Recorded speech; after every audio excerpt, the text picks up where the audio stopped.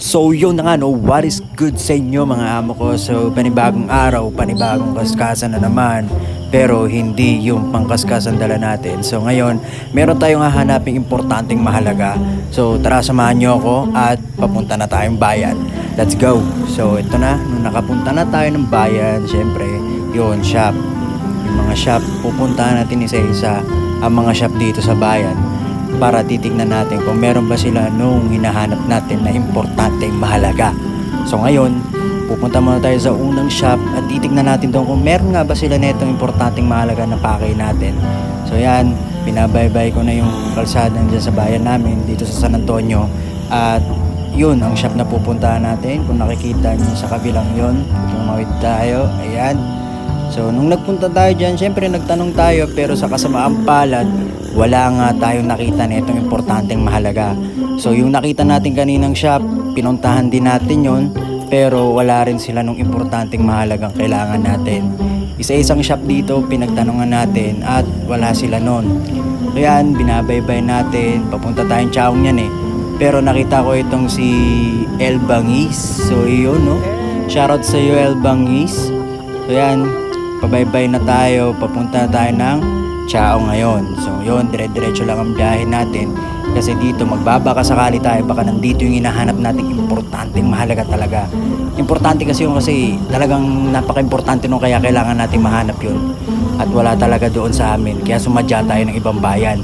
So yun, nakapunta na tayo sa Chaong at ito nga, nakahanap tayo ng importanteng mahalagang iyan. Ayan, nakikita nyo na yan. So dahil yan, nandito na rin naman tayo at bumili na rin tayo. Ngayon, nung nakabili tayo niyan, sinigurado na natin para di na tayo maghahanap. Dinalawa ko na. Para sure na sure. So yan, nung nakabili tayo, syempre bukod dyan, meron pa rin tayo isa pang importanteng mahalaga na kailangan din natin bilhin. At lalagay ko muna to sa compartment ko. Yan, dyan ka muna. At bibili pa tayo ng isang importanteng mahalaga. So ngayon na, nung nakapag-start na ako at bumiyahe na ulit ako, papunta naman tayo sa kabilang shop na nadaanan natin kanina at doon tayo bibili ng isang importanteng mahalaga din na kasama nito. At ito na nga yun, yung langis.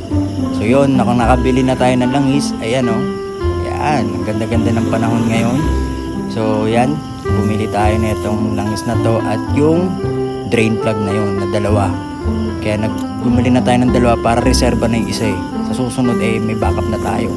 Kaya nilagay ko na at bumiyahe na tayo pa uwi doon sa amin. So nung nakauwi na tayo, eto na, niready ko na yung langis at yung drain plug. So yan, ito ang drain plug at yung langis. So yan, kakalikutin na naman natin tong si Doraemon. So syempre alam na kung bakit tayo bumili nun, kasi nga nabutasan tayo.